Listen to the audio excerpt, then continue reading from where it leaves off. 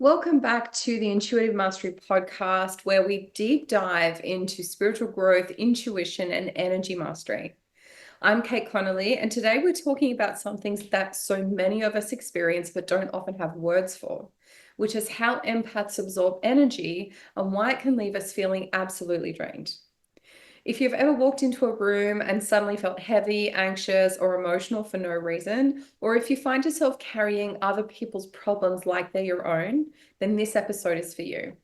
Today, we'll cover three main ways empaths absorb energy, pick up emotions from others, even strangers, and the struggle of fixing or carrying emotional burdens and the exhaustion that follows social interactions.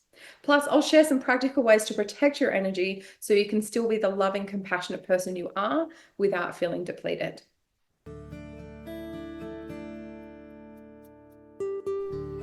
You're listening to the Intuitive Mastery podcast.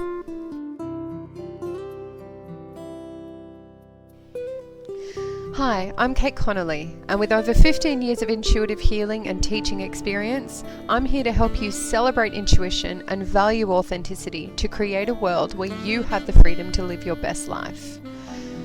This podcast is here to teach you how to apply the principles of spirituality, healing, and mindset to have true and lasting joy, all from the inside out. This is the Intuitive Mastery podcast.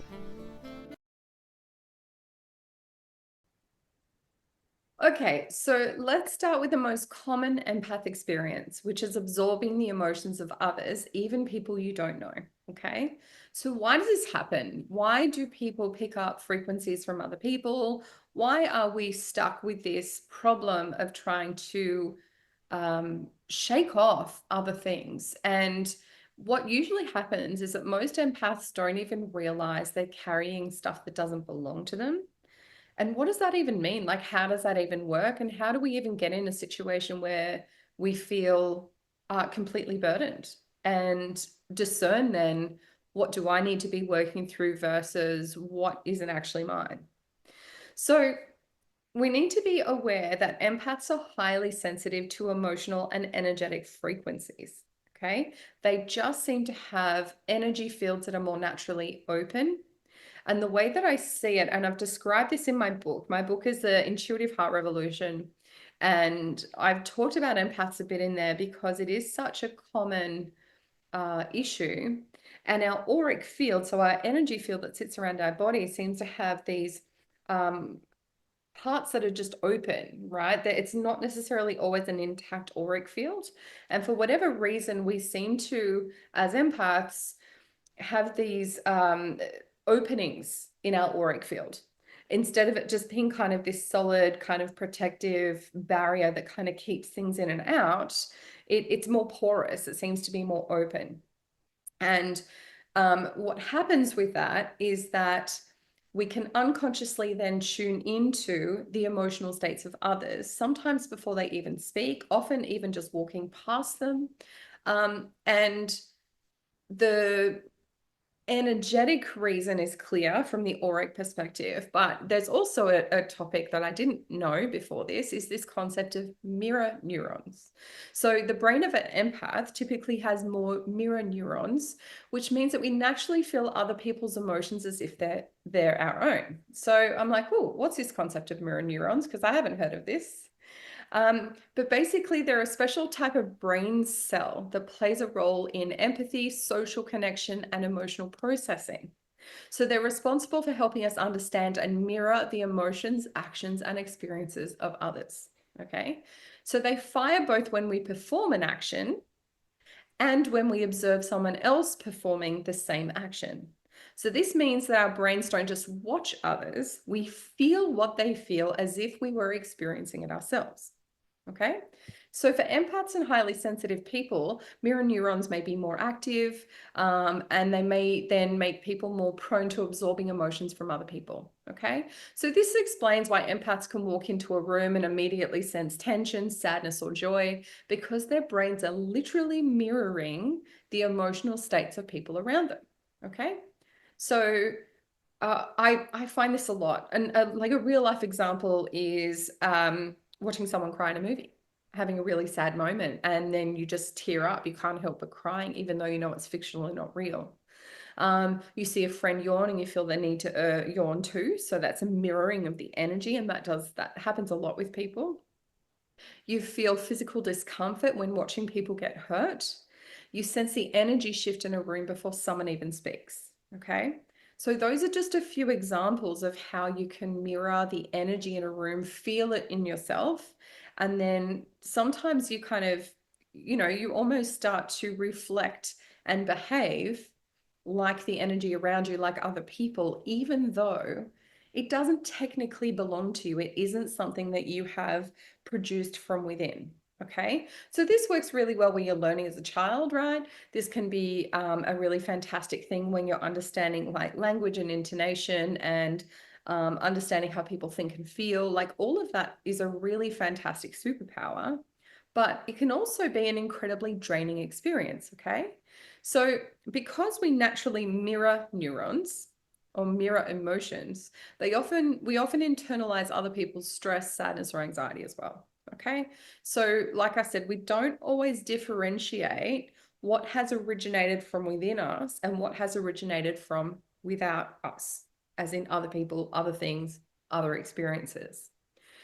Our nervous system processes their emotions, other people's, other things, as if they're our own, and it can lead to absolute emotional exhaustion. And I did kind of mention this in the last podcast, in that, I did have a healing session, and like one of my first healing sessions, probably 20, 25 years ago.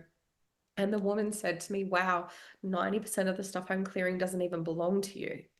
And I remember thinking, oh my goodness, like, how is that even possible? Like, how is it that my body is just carrying so much stuff? And how do I even know if it's mine?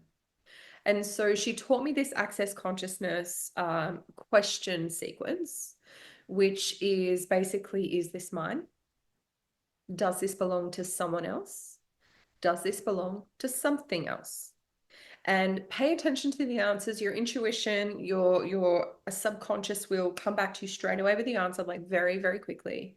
And then what you do is, if it's not yours, you return it lovingly back to sender. You can return it to the earth for healing. You can send it up into a Metatronic cube for healing. There's lots of different ways that you can work with that, but ultimately it comes back to releasing what isn't yours. Okay, and definitely processing what is yours. Take responsibility for what is yours, what does belong to you, always. I'm a huge proponent of taking responsibility for yourself.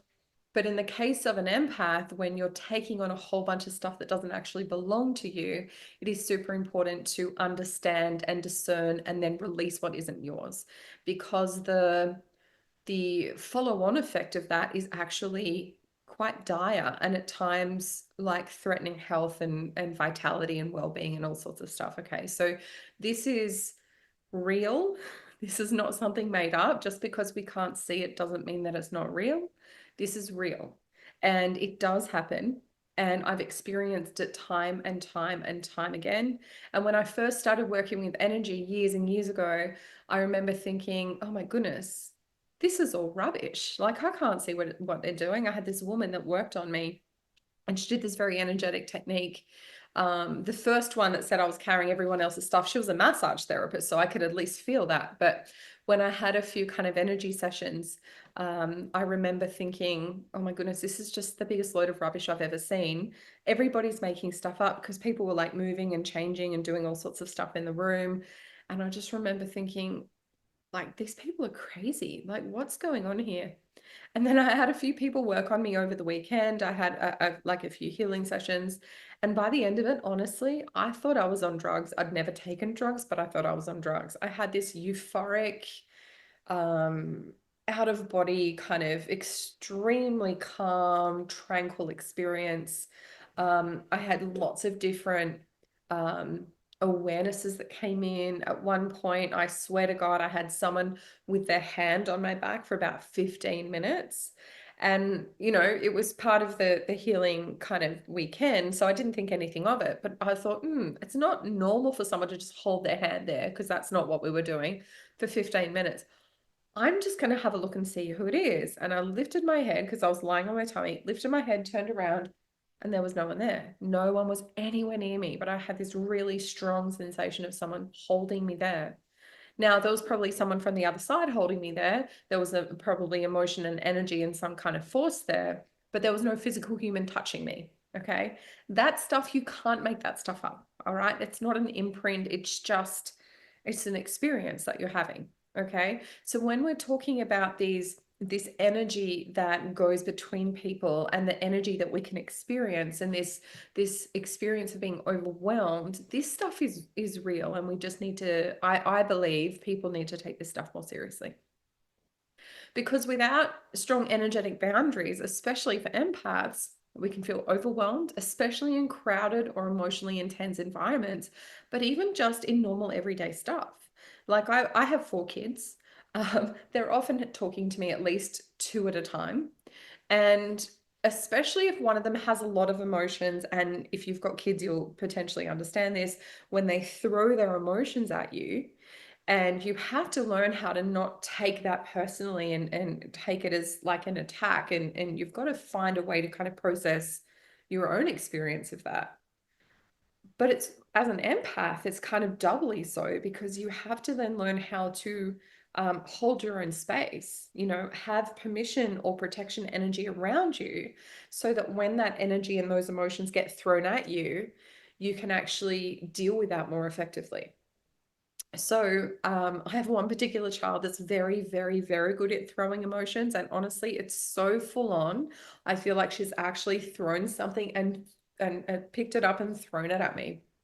And so when I see her in that place, I'll just explain to her again, boundaries, need boundaries. We'll talk about boundaries in a second. I'll just explain to her, hey, love, like you're throwing a lot of energy at me. Can you just pull it all back? Can you just pull it back to you? And then we can have a conversation. And honestly, it feels like she's taken an octopus off my body and pulled it straight back to her. Now, she doesn't realize she's doing this. No one does. And nobody's necessarily very conscious that they're doing it. But when they become aware of it and then they can pull it back, again, I'm teaching her the skill of managing her own energy, number one. I'm giving her the awareness of when it gets a little bit too much, number two.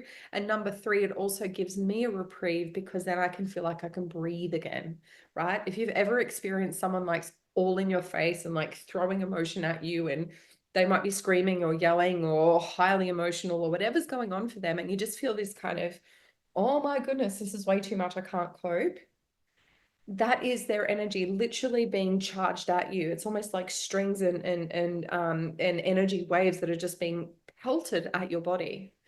So if you feel safe enough and you can invite them to pull their energy back in, then whew, you can actually breathe, and it becomes a much safer environment for both of you, actually, because then she's not, or he's not, or they're not feeling desperate for connection. They can actually pull themselves back into themselves and feel safer within their own bodies, because as soon as you push it out of your body, you also lose that sense of self as well. So that's a whole other thing.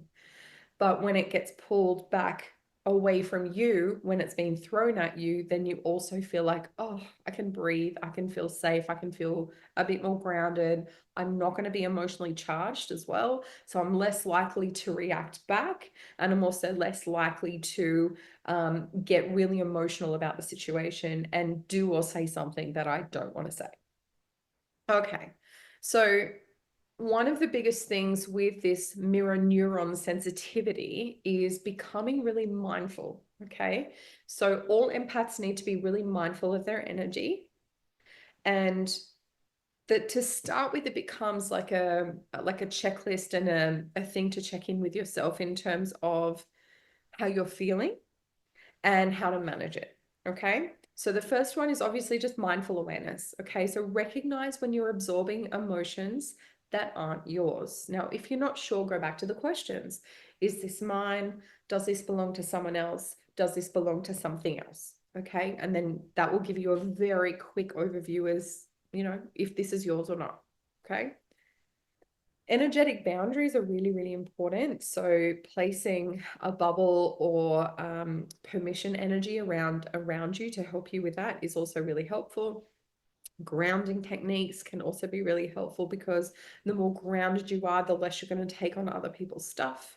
And also just doing anything to emotionally release yourself. So if you've really embodied something really heavily and you need to process it, you may need to go through a healing session or just a journaling session or a meditation or even exercise to kind of move that energy through you so you're not holding it into your body. Okay, so those are some ways of really dealing with that mirror neuron sensitivity, which is basically all that will happen in terms of empaths kind of dealing with situations that they don't know how to deal with. All right, that when they feel overwhelmed, when they feel really exhausted, when they feel drained by experiences. Okay, all right, so what else have we got here? Aha. So I've written down some examples on which you might be able to identify and understand when you're picking other stuff up. So for example, you might walk into a cafe and suddenly feel really sad, even though there's nothing wrong in your life and nothing's happened to you. And later on, you might overhear someone talking about a breakup at the next table. That can definitely happen.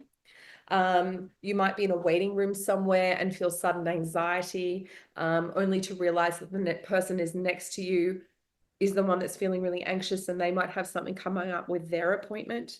This happens a lot in big medical centers, in hospitals, in cemeteries, places where there's going to be a lot of emotion, right? Particularly emotions around fear, anxiety, nervousness, anger, all of those kind of sadness, all of those kind of really heavy, more shadow type emotions, which are still very healthy and there's nothing wrong with them. But as an empath, if you're in a situation or if you're working in an environment where there's a lot of those emotions all the time, you're going to be a lot more drained than someone who is less empathic, which stands to reason, all right? Because less empathic people are not going to be picking up on all of these emotions like someone who is more empathic, okay? Okay, so another one is a lot of empaths will take on the role of healer. They'll take on the role of rescuer. Okay, so we become fixers, or we decide to carry other people's emotional burdens, and it's a compulsive thing. I've experienced this myself. When someone says, "Oh, I've got this problem, but I don't want to burden you with it," my initial reaction, not action, reaction is, "Oh no, please tell me, like you can't carry this stuff on your own," right? And it's not like I don't let people talk to me anymore. Absolutely not. People talk to me every day. This is part of my work, and I'm okay with that. But what I also notice is that if I don't stay grounded and detached from other people's stories, it's very easy to take that on as my own. Like, have you ever seen or heard of like a couple who has had this massive argument, and you're at dinner with them, or they've just been divorced, or they're talking about getting married, or they've just had a baby? For an empath, and I think this happens for most people, but for empath, this is like this on steroids, is this concept of, oh my goodness, what if that happened to me? And this mirror energy of, is my marriage okay? How do I feel about having a baby or not having a baby? How do I feel about marriage or not getting married? How do I feel about divorce or not getting divorced? And then it almost puts a spotlight on all of the things that you haven't sorted out for yourself. It's just this massive magnification of any emotions that you might have. And a lot of the time, it's not even yours, number one. Remember, ask the questions. But number two, if there is stuff, it's going to heighten it. It's going to magnify it. So all of a sudden you're walking away, you might have pre-dinner had this really sense of feeling really safe and comfortable and happy in your marriage or your relationship. And then you go to dinner with people and then you come home and then you're like, oh my gosh, I think my marriage is doomed or my relationship is doomed, right? It's got nothing to do with you, had nothing to do with you. But it's really, really easy to pick this stuff up, okay? Because we instinctively, as empaths, want to make everything better. We want to help, we want to fix, and sometimes that means absorbing other people's pain. So if we are in those situations, that's what we're going to do, unconsciously, reactively, okay? So this is something to be really mindful of. Okay, what else have we got? Um,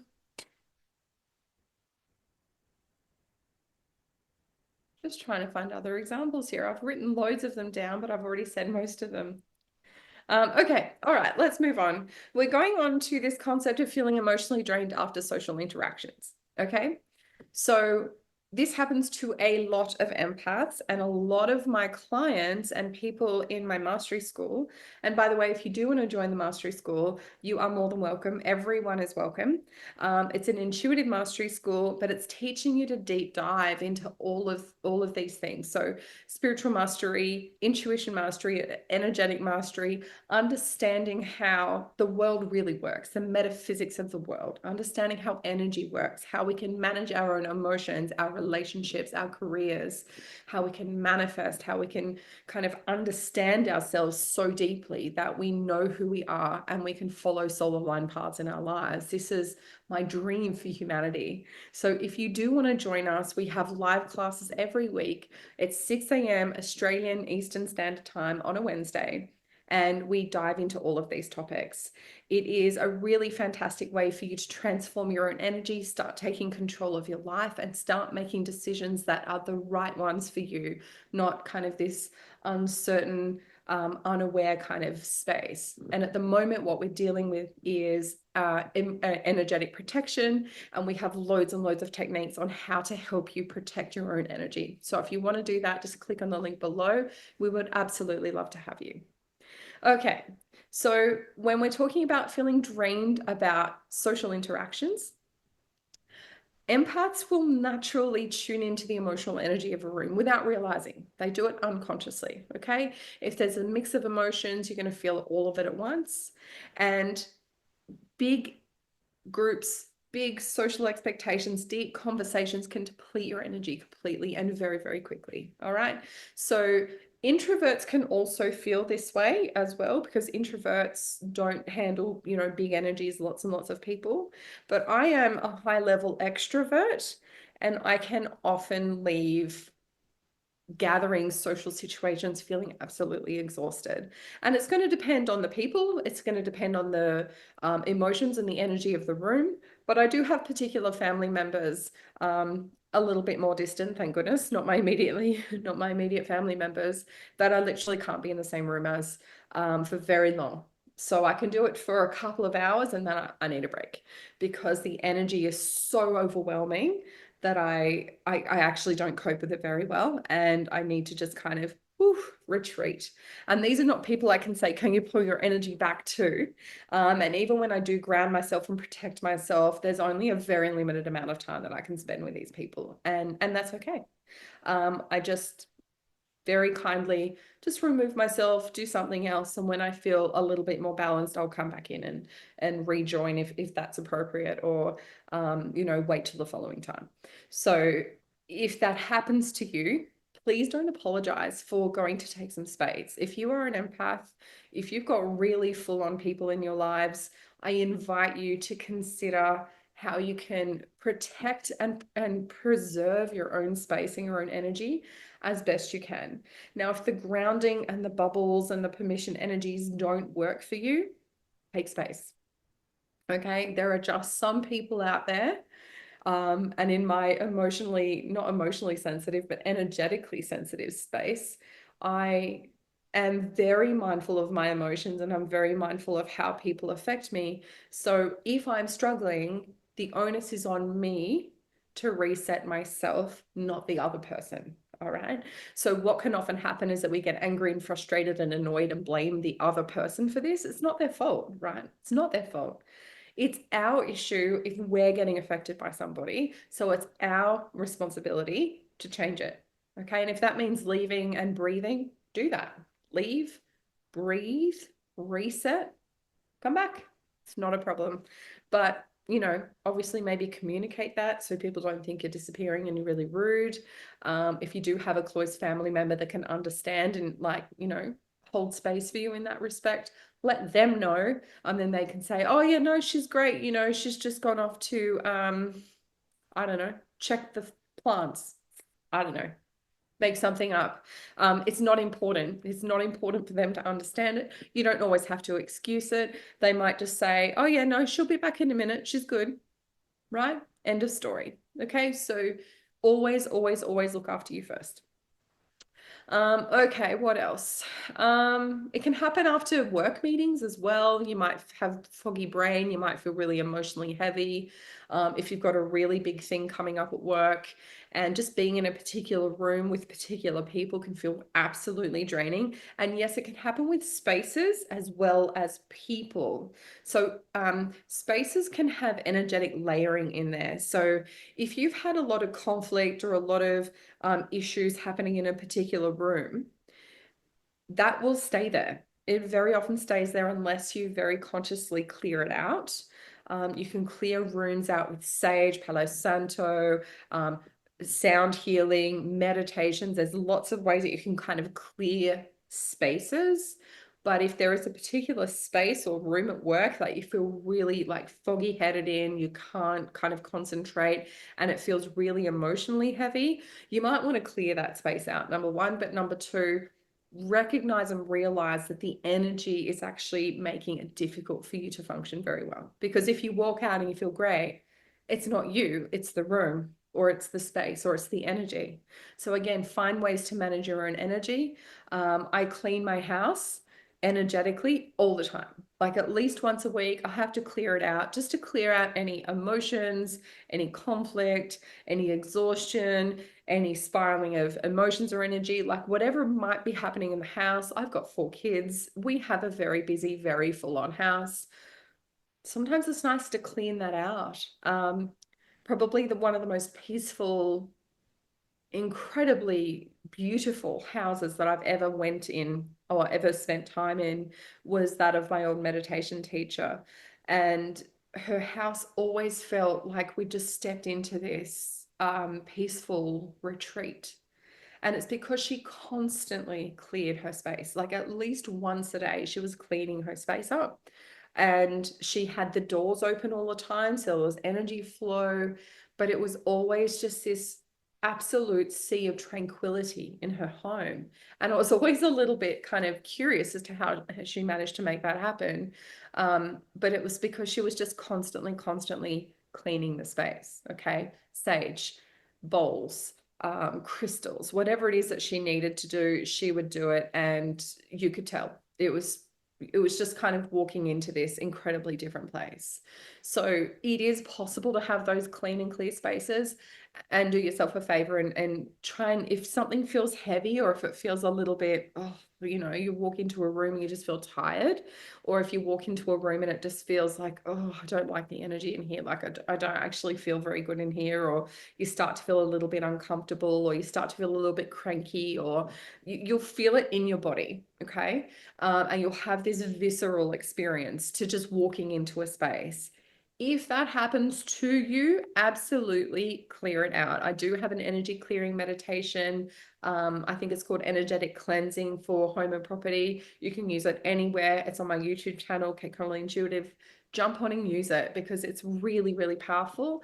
And outside of that, if you've got singing bowls, if you've got sound healing, so solfeggio music, if you've got sage, there's loads of ways to clear out a space. I strongly invite you to do it as often as possible because you will notice the difference. It's amazing. And as an empath, if you are an empath and listening to this and it's really affecting you, absolutely use it because it's so totally worth it. Okay. So again, you can be an empath without being drained. It is really, really important. So we have got those kind of key things that you can do. Number one, getting really mindful. Um, Putting in the energetic boundaries. So you can use permission energy, you can use protection energy, you can ground yourself because the more grounded you are, the better it is. And also, if you feel like you've kind of taken something on deeply and you don't know how to process it, give yourself the permission to remove it from your body. Okay, so exercise can do it. Just imagining the energy and the emotions coming through your body and out your feet can do it. Anything that works for you, do it, and just allow yourself and give yourself permission, even a window of 5 minutes to release it, because it'll make a huge difference. Okay, I hope that was really helpful. There's lots and lots of information in here, but just take it as you go. First of all, always trust your body, trust your reactions to things. Pay attention to when you seem to get affected by things, people, places. Okay? If you see a pattern, it's probably an energy issue.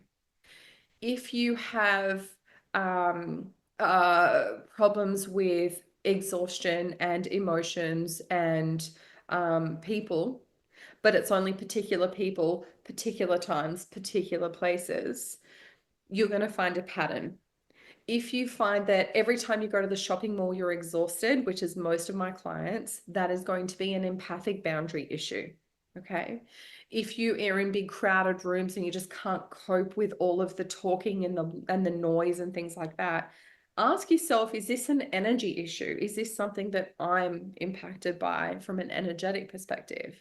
And if it is, and you get that yes answer, which you will get immediately if it is, then you have the tools, you can do something about it and it doesn't have to hurt you. Okay. So remember, stay grounded, protect your energy, release emotions that don't belong to you, and also move stuff through that does. Okay. Give yourself permission to process and release all the stuff that is making you feel exhausted, burdened, and emotional, particularly if it's yours.